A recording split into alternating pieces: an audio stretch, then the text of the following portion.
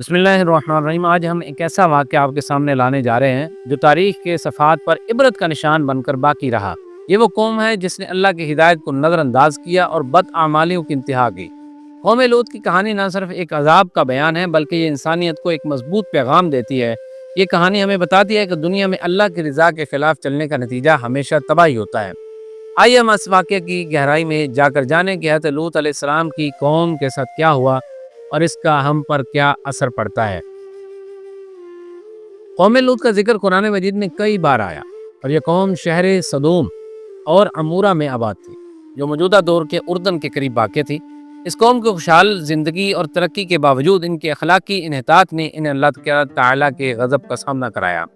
سدوم اور عمور کے بستیاں اس وقت اقتصادی اور تجارتی مراکز تھیں، لیکن ان کی بدعمالیوں کی وجہ سے یہ قوم ہلاکت کے دہانے پر آ پہنچی۔ حضرت لوط علیہ السلام حضرت ابراہیم علیہ السلام کے بھتیجے تھے۔ اللہ تعالیٰ نے حضرت لوط علیہ السلام کو ان کی قوم کی ہدایت کے لیے نبی بنا کر بھیجا۔ حضرت لوط علیہ السلام نے اپنی قوم کو برائیوں سے روکا، ان کی بدعمالیوں کی مذمت کی اور اللہ کی طرف بلایا، مگر قوم نے ان کی نصیحتوں کو یکلخت نظر انداز کیا اور ان کی باتوں کو مذاق سمجھا۔ قوم لوط کی سب سے بڑی بدعمالی لواطت تھی، یعنی مردوں کے ساتھ بدفعلی کا عمل۔ یہ ایک انتہائی غیر فطری اور برائی کی صورت تھی جو اس وقت کی باقی قوموں میں نہیں تھی۔ اس وقت کے علاوہ قوم نے اپنی زندگی میں جھوٹ، دھوکہ دہی، بے حیائی گناہ کو عام کر لیا تھا۔ لوط علیہ السلام نے بار بار ان سے کہا کہ وہ اپنی حرکتوں سے باز آئیں، مگر قوم نے ان کی نصیحتوں کو مسترد کر دیا۔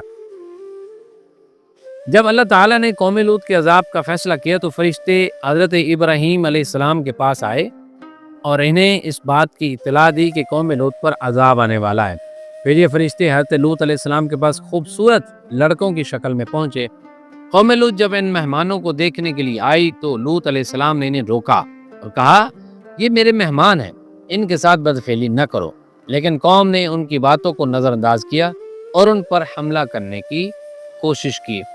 جب رات کا وقت آیا تو لوط علیہ السلام کو فرشتوں نے عرض کی کہ وہ اپنی بیوی اور خاندان کے ساتھ شہر سے نکل جائیں، کیونکہ صبح کے وقت عذاب آنا تھا۔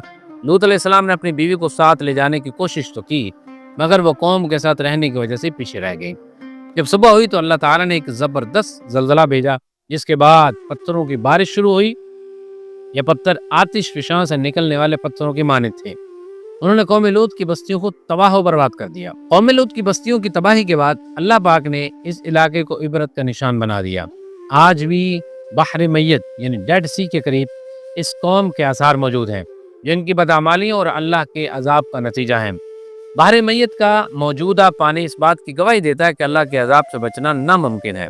اگر انسان اپنی زندگی کو گناہوں میں غرق کر لے تو پھر اس تباہی ہی اس کا مستقبل ہوتی ہے۔ قوم لوط کا واقعہ ہمیں یہ سبق دیتا ہے کہ اللہ کی نافرمانی اور بدعمالیوں کا نتیجہ ہمیشہ ہلاکت ہوتا ہے۔ آج کے دور میں بھی اگر ہم ان کی بدعمالیوں کو دیکھیں تو ہمیں سمجھ آتا ہے کہ اللہ کی راہ سے انحراف کرنے والوں اور برے لوگوں کا حال کیا ہوتا ہے۔ ہمیں اپنی زندگی میں اللہ کی ہدایت پر چلنا چاہیے، اپنی اخلاقیات کو بہتر بنانا چاہیے اور برائیوں سے بچنا چاہیے۔ اس ویڈیو میں ہم نے قوم لوط کے واقعے کو تفصیل سے سمجھا اور اس سے حاصل ہونے والے اسباق کو جانا۔ اگر آپ کو اس ویڈیو سے کچھ سیکھنے کو ملا تو براہ کرم اسے اپنے دوستوں کے ساتھ شیئر کریں، ہمارے چینل کو سبسکرائب کریں تاکہ ہم آپ کو مزید تعلیمی اور معلوماتی ویڈیو فراہم کر سکیں۔ اللہ پاک ہمیں اپنی ہدایت کی روشنی دے، آمین، یا نبی صلی اللہ علیہ وسلم۔